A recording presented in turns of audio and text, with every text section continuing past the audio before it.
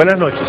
En el centro del Océano Atlántico, hace aproximadamente 12.900 años, desapareció la Atlántida. No se han encontrado las ruinas de sus ciudades.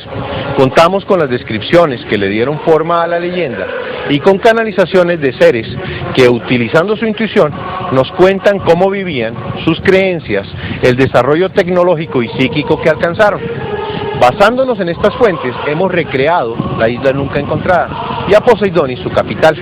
Acompáñenos en este viaje al corazón de la civilización desaparecida, de la cual derivan nuestros conocimientos.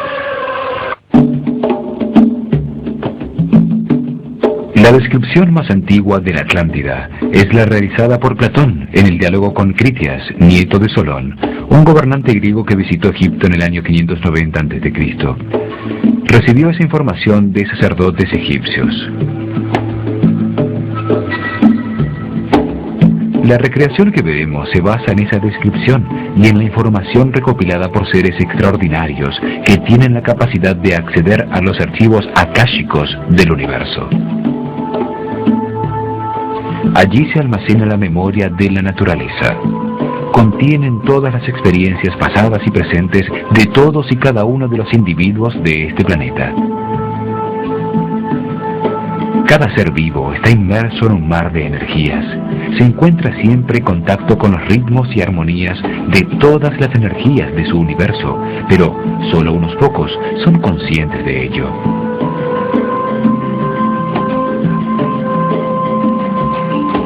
Los clarividentes usan facultades que tienen latentes todos los seres humanos.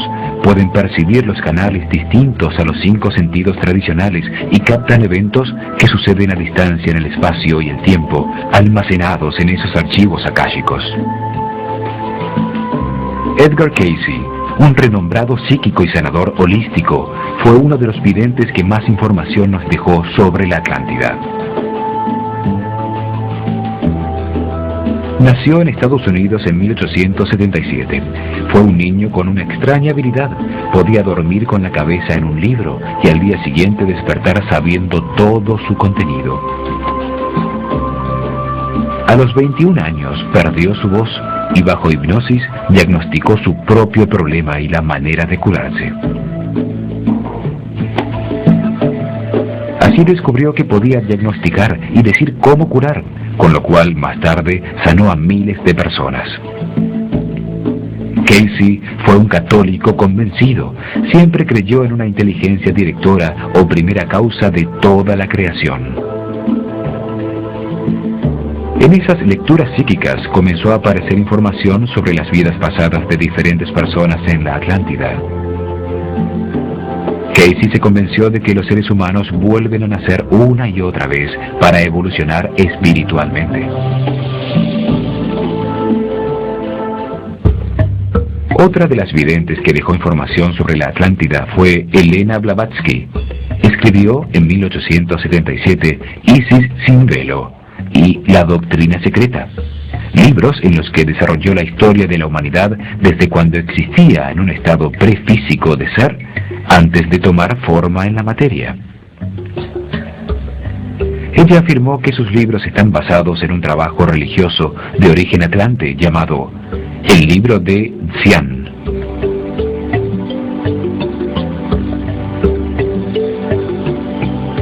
Situó una cadena de 10 islas en la mitad del Atlántico, donde dice que vivió la cuarta raza raíz o cuarto estado de evolución de la humanidad, hasta que se hundió bajo las aguas del Atlántico hace 12.900 años. Otra de las fuentes sobre la Atlántida es el libro Un habitante de dos planetas, publicado en 1899, con información canalizada por una entidad que se llamó a sí misma Philos, el tibetano. Tiene la particularidad de describir de manera precisa tecnologías que en su momento todavía no habían sido inventadas. afirma que los espíritus de los hombres que vivieron en la Atlántida comenzaron a regresar a la Tierra desde el siglo XIX en número suficiente para afectar el desarrollo tecnológico actual. Regresaron para seguir creciendo en las rondas de su evolución e ir más allá de la grandeza perdida a medida que la mente y el alma se expanden. Charles Webster fue llamado en su tiempo el maestro científico de lo oculto. Dejó también gran cantidad de información sobre la Atlántida y la antigua Lemuria.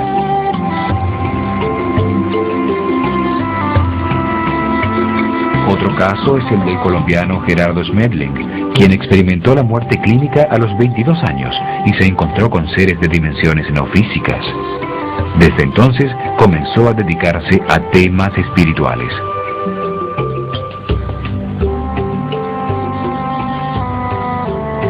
Ha canalizado información sobre la estructura del universo y la ciencia del amor, con lo que reencontró las 7 leyes del universo.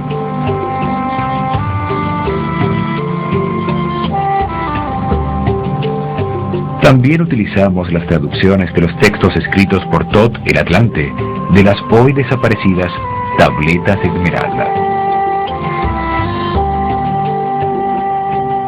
Toda esta información obtenida por medios psíquicos, junto con los datos históricos suministrados por Platón, nos permite ilustrar el mundo desaparecido de la Atlántida para sacarlo de las aguas de la inconsciencia donde está sumergido.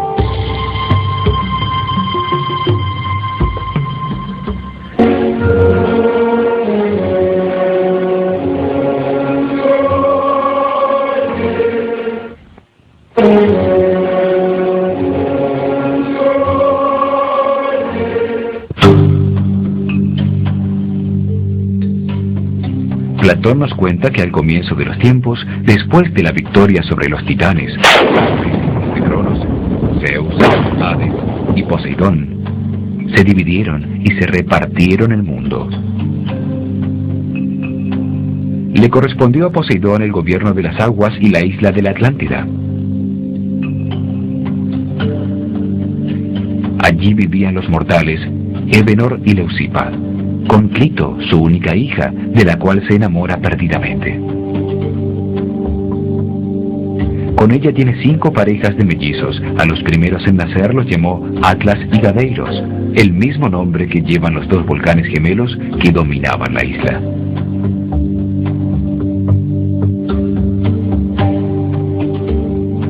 Atlas, el primogénito, se convirtió en el primer rey de la isla y llamó con su nombre, Atlántico, al océano que la rodeaba. Tuvo con Pleione 7 hijas, Maya, Merope, Asterope, Taigeta, Selaeno, Electra y Alcione. Las 7 Atlantes que los griegos llamaron las Pléyades. A cada una le correspondió una de las islas de la Atlántida. Otro hijo de Poseidón, con Euríala, Orión el gigante cazador, se enamora de ellas. Pero cuenta la leyenda que ellas prefirieron morir ahogadas bajo las aguas antes que ceder a sus pretensiones. Así aparece la constelación de Orión, llamada Tamuz por los caldeos, y Sahú por los egipcios, que persigue eternamente por la bóveda celeste a las 7 hermanas, el cúmulo de 7 estrellas de la constelación de Tauro.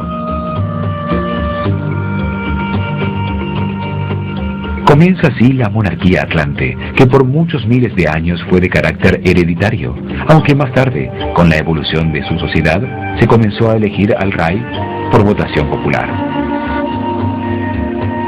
Se escogía entre los 7 rishis, u hombres más sabios de la Atlántida, a quien gobernaría hasta su muerte.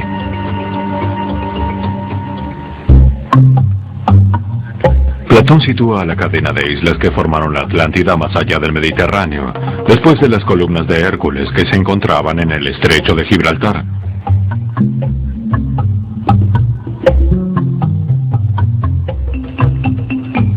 Al movernos verticalmente por el planeta sobre la línea de 45 grados de longitud al oeste del meridiano de Greenwich, partiendo del Ecuador, se llega a los 25 grados de latitud norte un poco más arriba del trópico de Cáncer.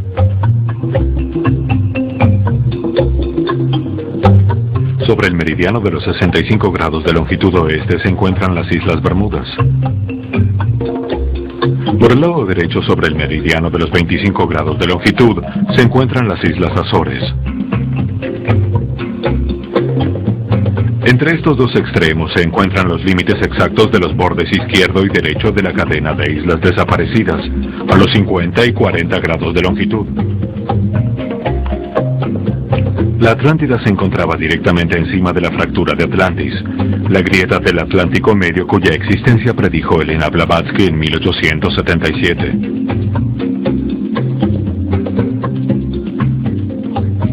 Esta grieta separa la placa tectónica que soporta el continente suramericano de la placa que soporta a África, y la placa de Norteamérica de la placa tectónica euroasiática. Allí también confluye la pequeña placa del Caribe. Los mayores movimientos terremotos y volcanes de la Tierra se registran en los bordes de estas placas tectónicas y de las otras que forman la corteza que contiene el magma semilíquido alrededor del núcleo sólido del planeta. En la confluencia de estas placas tectónicas, desapareció la Atlántida hace 12.900 años. Fue en el cambio de ciclo que ocasionó el diluvio universal. Allí en el centro del Océano Atlántico y durante 25.920 años, existieron 9 islas pequeñas alrededor de una gran isla, la Atlántida. Poseidonis, la capital del imperio, se encontraba en el centro de la larga playa, al sur de la isla. Al norte, la isla de Und. Al sur, Oswo. Al oeste, Terna. Y Tarshish, la isla de los metales, con grandes minas de latón, oro y cobre, donde estaba situada la ciudad de Marseus. Era el centro industrial de la Atlántida. Allí se fabricaban con altísima tecnología los productos necesarios con economía de escala, energía y materia prima inmediata. Al sur de la gran isla estaban Amaki, Ruta, Numea, Arian y Og. En estas 10 islas se encontraba el centro neurálgico de la civilización atlante, que tenía colonias en todos los sitios habitables del mundo, sobre el trópico del planeta. La Atlántida tenía una altísima cordillera con nieves perpetuas, los montes Meru, que abrazaban la isla mayor protegiéndola de los vientos y del hielo de los continentes del norte. Coronados con 2 volcanes gemelos, Atlas y Gadeiros, eran como los pilares que sostenían el cielo de la isla. Son los gemelos que aparecen en todas las culturas, como Rómulo y Remo, fundadores de Roma, o los Asvins hindúes, hijos del sol y del cielo, o Rama y Krishna, Shiva y Vitra, Set y Osiris para los egipcios, conmemorados en 2 obeliscos que se colocan a la entrada de todos los templos. En el centro de la isla, una gran planicie levemente elevada sobre el mar que formaba una suave aguas del Atlántico.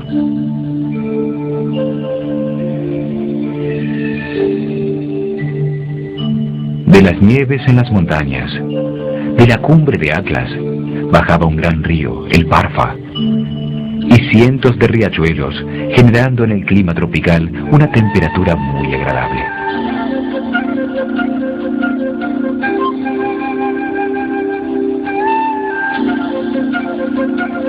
Una serie de cataratas oxigenaban el agua limpia y pura, que cayendo desde las grandes alturas se convertía en el gran río Parfa, que luego era sabiamente aprovechado por los atlantes.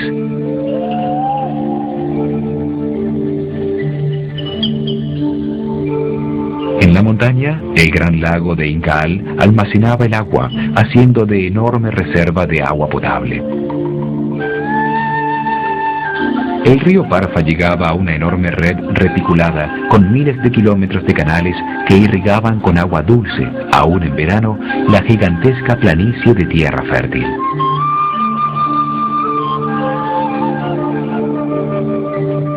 Los canales eran navegables y en los comienzos de su civilización, cuando aún no se había descubierto la antigravedad y el transporte aéreo, eran su principal vía de transporte. La enorme planicie estaba dividida en forma de cuadrícula, formándose 600 cleros o cuadrados que permitían regar la tierra que se cultivaba intensivamente. Se recogía en 2 cosechas al año suficiente comida para toda la población de la isla y sobraba una gran cantidad que se exportaba a las lejanas colonias en los otros continentes. También se alimentaba una gran cantidad de animales en estado salvaje y en domesticidad. Todos encontraban alimentos y pastos de sobra, aún los que se encontraban.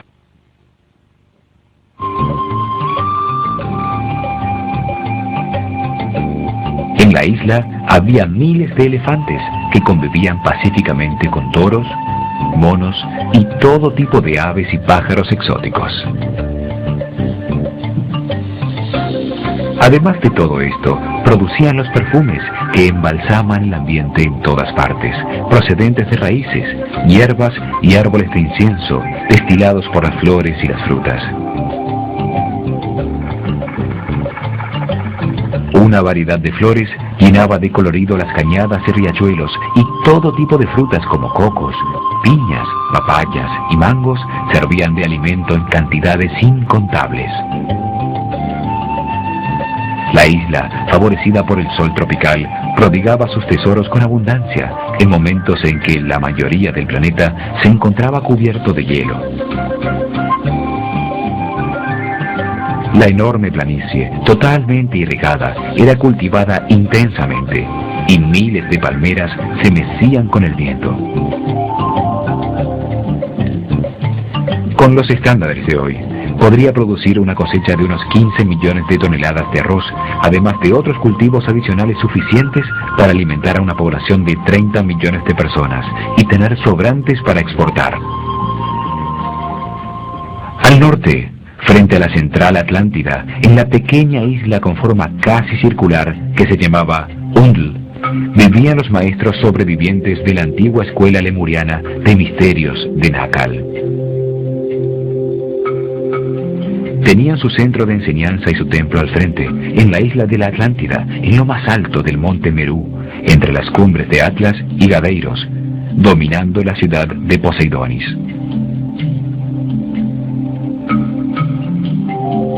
Allí, a la sombra de los volcanes, los atlantes construyeron la escuela de misterios de Nakal. Era el colegio de los sacerdotes atlantes. De allí se derivaron la escuela babilonia de misterios, la escuela egipcia de misterios del ojo derecho de Horus y los esenios, en medio de los cuales nació mucho más tarde Jesús.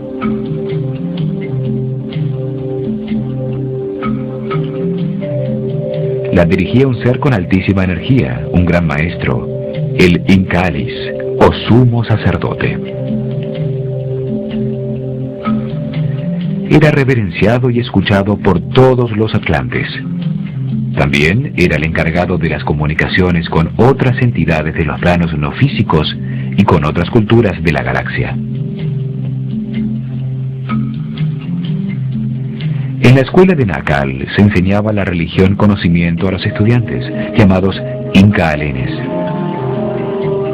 Era una manera de entender el universo utilizando la intuición. La ciencia, el arte, la astronomía y la medicina eran aspectos de una misma cosa, que era la religión conocimiento. En la Atlántida, la educación era suministrada por el Estado. Cada niño recibía la educación más apropiada para sus habilidades y gustos. Se enseñaba a todos química, matemáticas, astronomía y sanación magnética.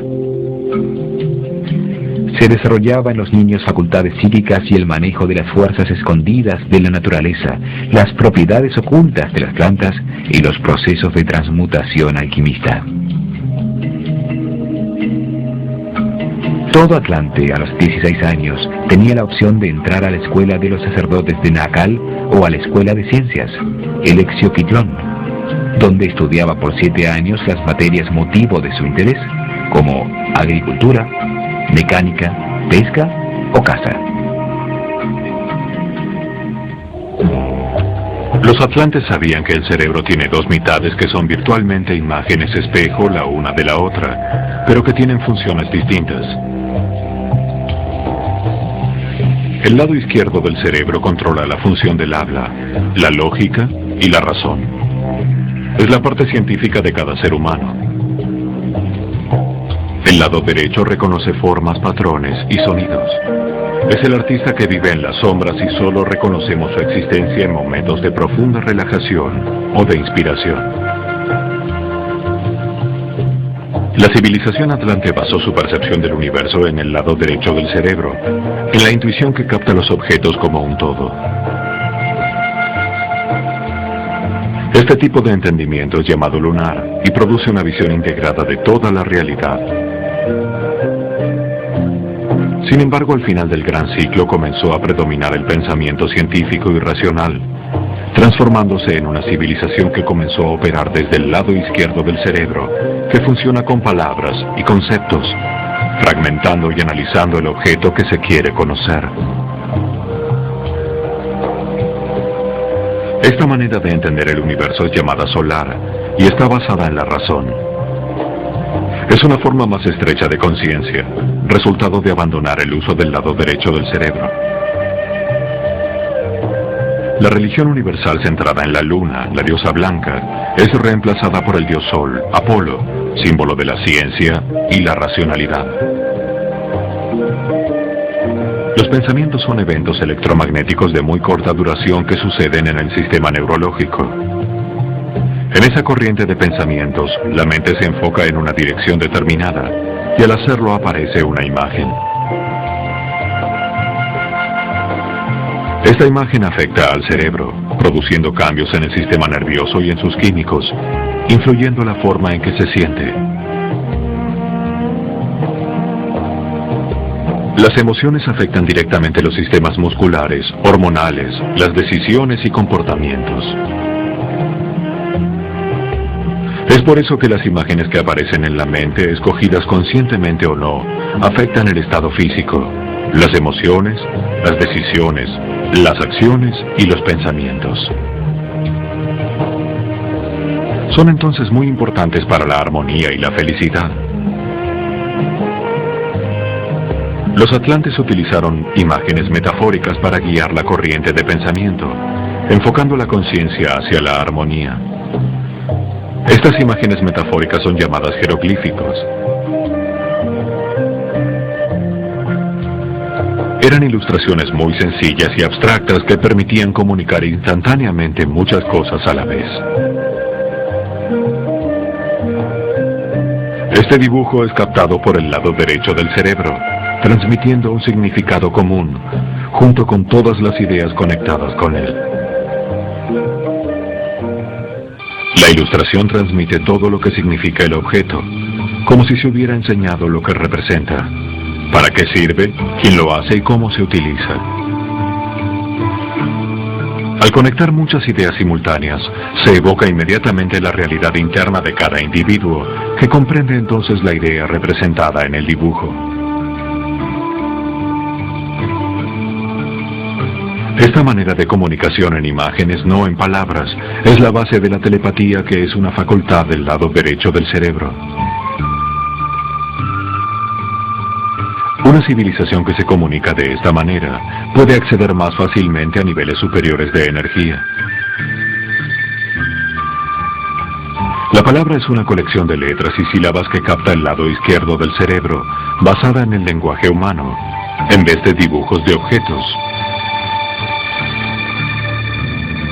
Un símbolo representa a cada sílaba, y cada palabra designa a un objeto que se expresa en un solo concepto congelado. La escritura de sílabas, que se supone fue uno de los adelantos más importantes en la historia del hombre, apareció al abandonarse un sistema basado en el lado derecho del cerebro, que utilizaba las imágenes para conectar muchas ideas simultáneamente.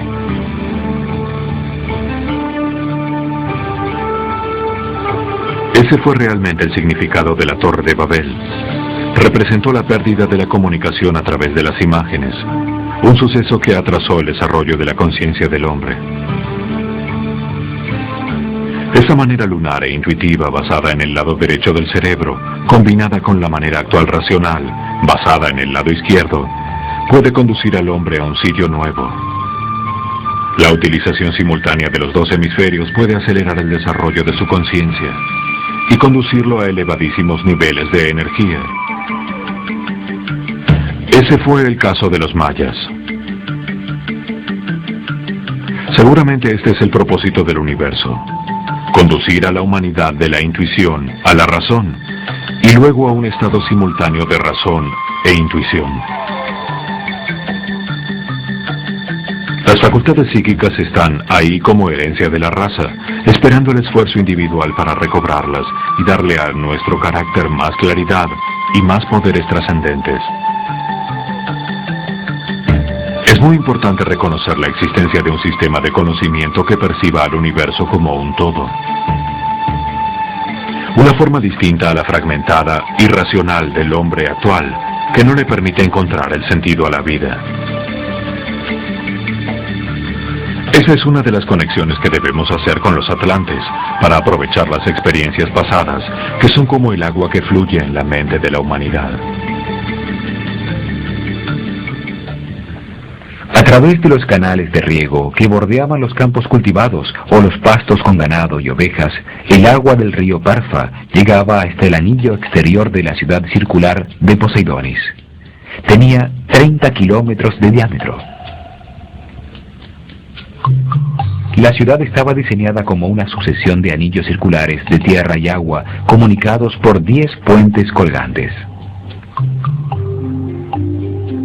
4 puentes colgantes comunicaban el campo con la ciudad, atravesando la muralla circular exterior de bronce, que conformaba las gradas de un enorme hipódromo que le daba la vuelta a todo el anillo de tierra y proporcionaba una vasta carrera a las competencias de caballos y jinetes.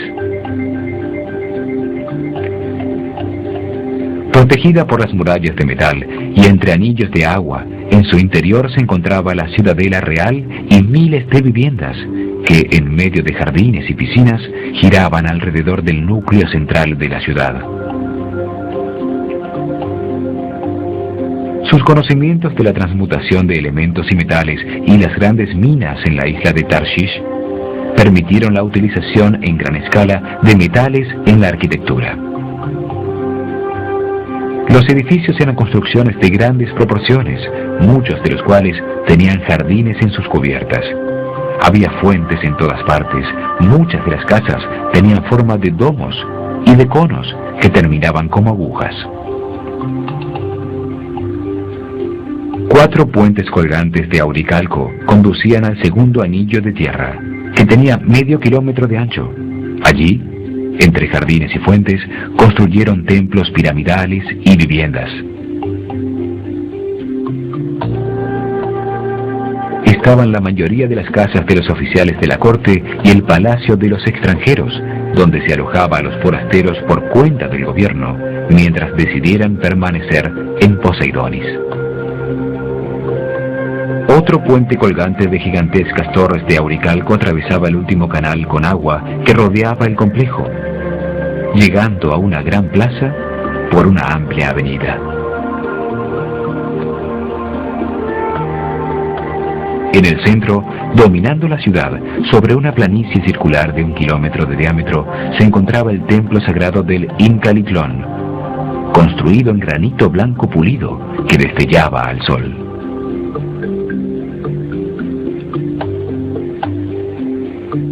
Era la fuerza central de la experiencia atlante, una reluciente pirámide de 150 metros de alto, rematada por un piramidón de oro y cristal, rodeada por un gran bosque de milenarios cedros y palmeras.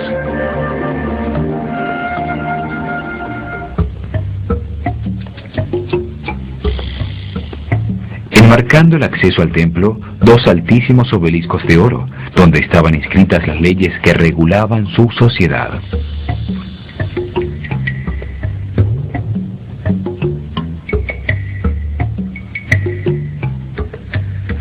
Al lado derecho estaba el palacio de Nagakoe, el mismo sitio donde el dios Poseidón, también llamado Neptuno por los romanos, junto a Clitos, la mujer mortal, engendraron el linaje de los 10 príncipes atlantes.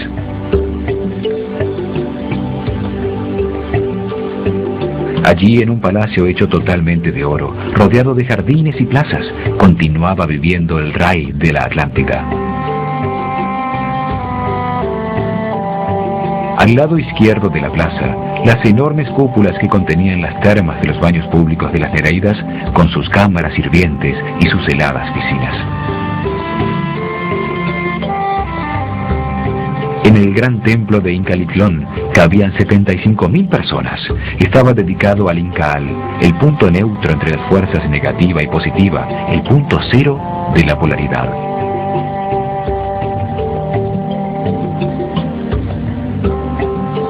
La pirámide en su interior semejaba a una enorme gruta natural con doradas estalactitas. En su parte superior remataban una estructura de oro y cristal por donde entraban los rayos del sol. El aire era menos denso, como si las alturas hubieran descendido a un nivel inferior. Una suave y permanente luz blanca que no parecía emanar de ningún sitio iluminaba el techo de cristales, llenándolo de miles de brillos y destellos.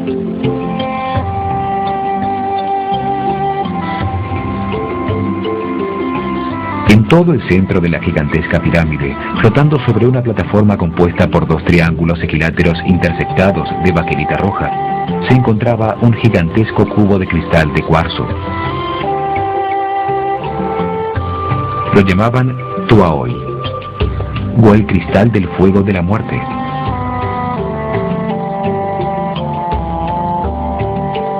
Sobre su cara superior flameaba una enorme luz blanca con forma de lanza que se elevaba con su intenso poder hacia la punta de la pirámide. La luz que emanaba no producía calor, no era alimentada por ningún combustible, aceite ni corriente eléctrica, y sin embargo llevaba siglos prendida.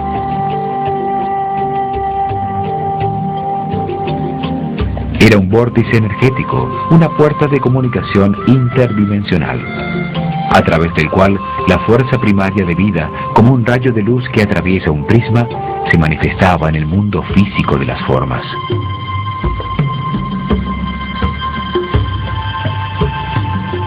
A través de este enorme cristal, los atlantes se comunicaron con las dimensiones superiores.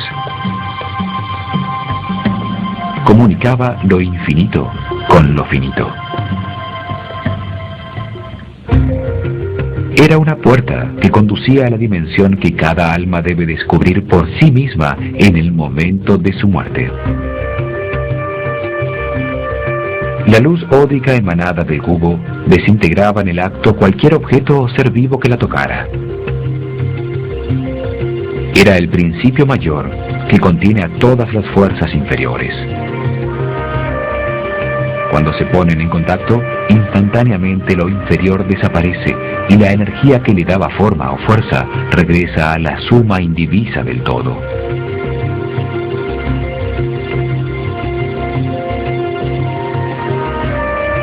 En el centro del Incalitlón, en el centro de Poseidonis, se realizaba la ceremonia de la muerte para todos los atlantes.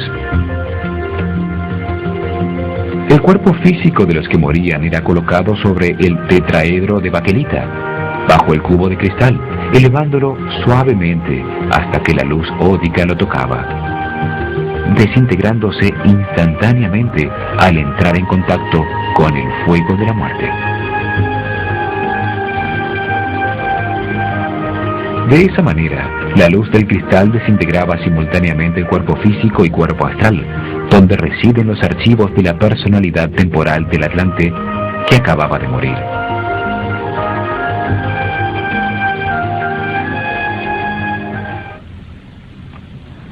Quedaba así el espíritu libre para continuar su viaje evolutivo, dirigiéndose al cielo, a su Devachan particular, como lo llamaban ellos. Allí permanecerá 80 días por cada día vivido en la Tierra antes de reencarnar en un plano de progreso más elevado. Muchas vidas engarzadas como cuentas en el cordón de plata del espíritu individual. Las cenizas de los que morían lejos de Poseidonis eran traídas y arrojadas a la luz, pues se consideraba una terrible calamidad no pasar por la puerta dimensional.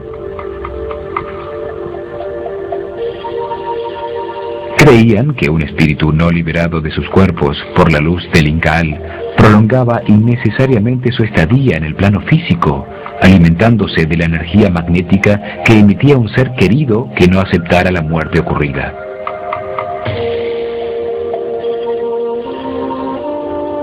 También así evitaban que el cuerpo astral, con su personalidad temporal y sus registros de memoria no desintegrados todavía, pudiera comunicarse con un medium en trance al transferirle su fuerza vital en un proceso galvánico, impidiendo su viaje al cielo, al de Bachán.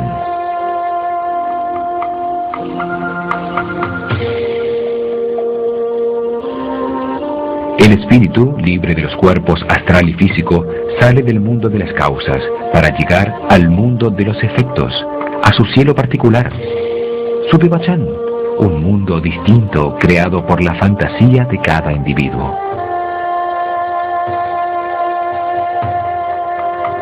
En la dimensión vibracional del espíritu se forma una realidad subjetiva e independiente para cada ser.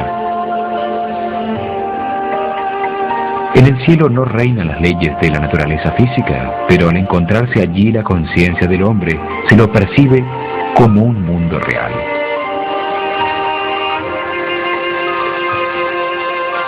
Así se pasa del estado llamado vida al de Devachan o nirvana. El cielo se forma a partir de los lugares conocidos durante la vida terrenal, transformados en visiones maravillosas. Allí, apaciblemente, rodeado de las cosas que más le gustan, el hombre vuelve a vivir lo experimentado en la vida terrenal, pero con resultados siempre perfectos.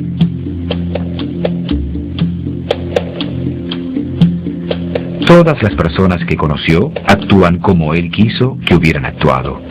Todos existen allí para producir alegría al personaje central, en su cielo particular, para convertir en realidades sus deseos más queridos en la tierra.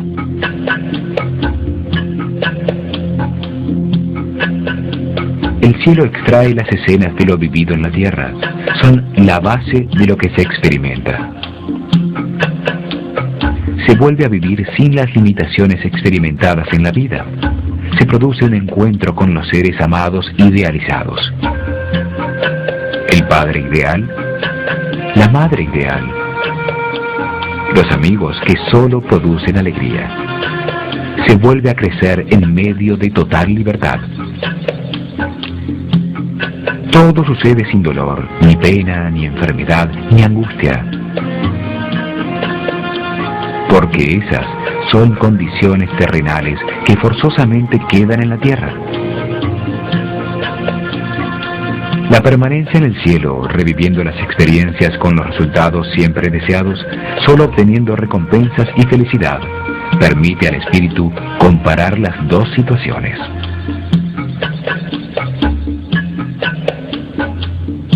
Las que vivió en la tierra, con resultados de miedo, sufrimiento, angustia, dolor o pena.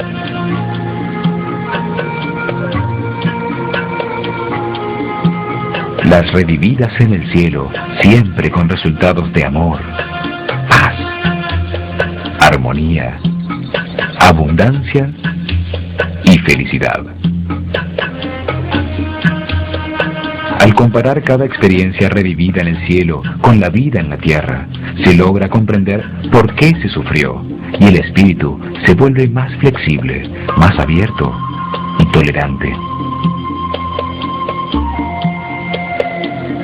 Así el espíritu eterno de cada hombre asimila y comprende lo experimentado por su personalidad temporal en los eventos que le sucedieron en la vida que acaba de abandonar. Cada ser cosecha lo que sembró y se transforma, evolucionando en su conciencia sobre el universo. Con estas comprensiones se asciende un peldaño en el desarrollo de la conciencia.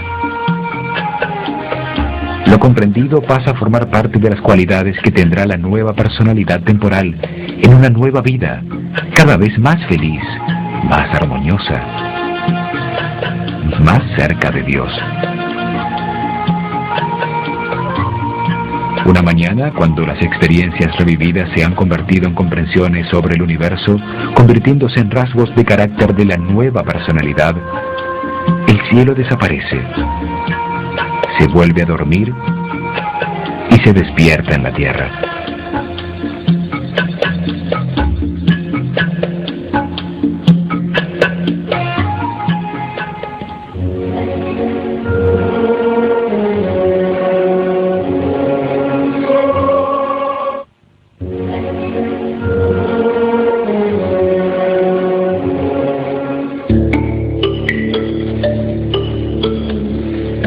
El conocimiento y la comprensión de las leyes universales dan herramientas a cada ser humano para llenar su vida presente de armonía y felicidad. Hemos profundizado en las dos primeras leyes de la pirámide. La ley de la naturaleza codifica en el ADN de los distintos seres cómo se van a desarrollar sus cuerpos físicos y las conductas instintivas para generar, mantener y defender su vida. La ley de armonía regula los ciclos de todo lo que existe para permitir que toda la diversidad del universo conviva simultáneamente. Analizaremos la tercera ley, la ley de correspondencia, la ley del orden. Es la que organiza dónde, cuándo, cómo, a quién y hasta cuándo corresponde vivir una experiencia determinada. Los seres humanos se encuentran en distintos niveles de evolución espiritual, dependiendo del número de experiencias vividas desde su emanación de Dios y de la comprensión que haya adquirido de ellas. Cada vida es un curso de aprendizaje. Cada vez que se tienen experiencias más complejas y se va ascendiendo en las jerarquías del universo, hasta regresar a Dios. En el primer nivel de conciencia se viven experiencias que permiten aprender a controlar los instintos agresivos y las emociones animales. En el segundo nivel se desarrollan los sentimientos y la sensibilidad a través de experiencias para aprender el valor de la vida. En el tercer nivel se aprende que para ser feliz es necesario tener relaciones armónicas con los demás. La mayoría de las experiencias de los seres actualmente encarnados sobre la Tierra son para aprender el respeto y la tolerancia.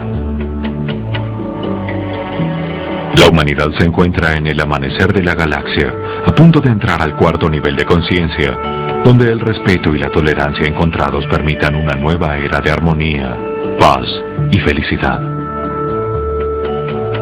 En este nivel se comprenden las leyes universales. Se aprende a asumir las decisiones. Se aceptan todos los eventos de la vida como parte de un proceso de aprendizaje. No se culpa ni se juzga a nadie por lo que sucede. El planeta Tierra está diseñado para contener los primeros niveles de evolución de conciencia del universo. La ley de correspondencia determina el lugar de nacimiento y cuáles son las condiciones socioculturales necesarias para producir las experiencias de aprendizaje que corresponden al individuo que va a encarnarse, según cuál sea el nivel en que se encuentre. Determina también la familia en que se nace, teniendo en cuenta que debe tener un nivel de conciencia similar al de su propio desarrollo. También define qué tipo de cuerpo o sexo le corresponde experimentar en esta nueva vida para facilitar las experiencias que necesita atravesar para evolucionar. Si comparamos nuestra experiencia en la Tierra con la estructura de un colegio, veremos que hay alumnos en distintos niveles, cada uno con materias, profesores, compañeros y salones distintos, cada uno en su nivel correspondiente.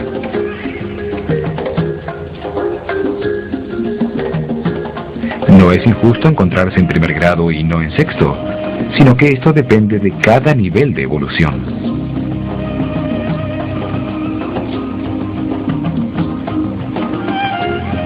No existe entonces la injusticia, solo una correspondencia entre el nivel de evolución de la conciencia con las circunstancias que se viven. A cada quien le corresponde lo que le sucede en la vida, y cada quien tiene exactamente lo que necesita para aprender, lo que vino a aprender en el presente.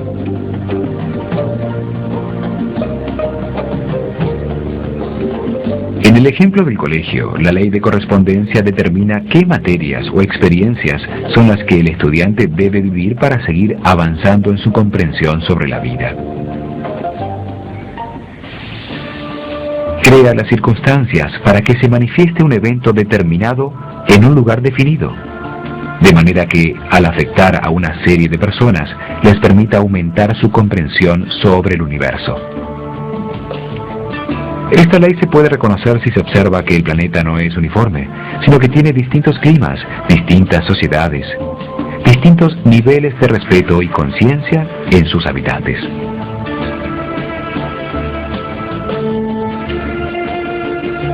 Si algo sucede en alguna parte, es porque corresponde que así sea. La casualidad no existe, destruiría el universo. Cada ser puede escoger entre aceptar todos los eventos de la vida como necesarios para la evolución espiritual o luchar contra ellos y colocarse en un camino de sufrimiento si no acepta lo que sucede.